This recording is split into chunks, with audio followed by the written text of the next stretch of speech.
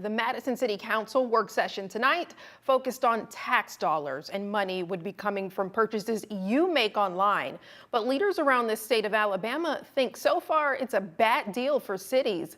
The simplified seller's use tax is an 8% tax from eligible sellers, similar to online retailers. But part of the concerns are how that number is divvied up. Half goes to the state, the other half gets distributed between every county and municipality in the Yellowhammer State.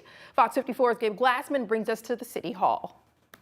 The Madison City Council learning more about simplified seller's use tax during their work session Wednesday night. SSUT has raised concerns over the years, and those were voiced during the meeting. Tuscaloosa Mayor Walt Maddox says this has been a fight over the last 8 years. When you and I pay local sales taxes, we believe those taxes are going into our school system, into our police departments, fire departments, into our roads and quality of life, but that's not happening under SSUT. And Mayor Maddox is hoping his presentation provides further education for local leaders with more hope of future fixes. I think tonight's dialogue is going to be beneficial to both of us. As a growing school district where we're challenged financially to keep up with 125% growth in the last 20 years, these are dollars that really could help us stay ahead of the curve of the growth that we have. Under the internet sales tax that we have in the state of Alabama, that money gets sent to Montgomery, it gets divvied up in a bunch of different ways, and it doesn't end up back in the local economy where the money was originated. Alabama State Representative James Lomax also taking to the microphone Wednesday night, discussing the DoorDash loophole. He describes it as a small piece to a big puzzle.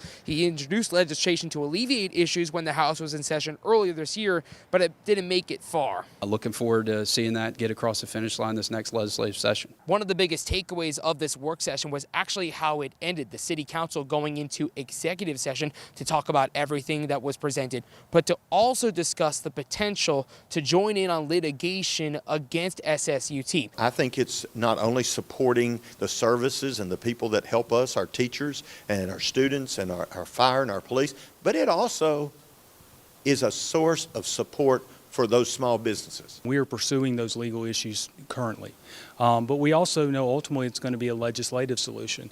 We think the best way to achieve both a legal and legislative solution is just education. No official decision on whether or not to join in on litigation was made Wednesday night, but the City Council can't make that decision until the next time they meet in an actual meeting. In Madison, Gabe Glassman, Fox 54 News. The next time Madison City Council will meet will be Monday. We'll keep you posted on if City Madison leaders decide to jump into legal action.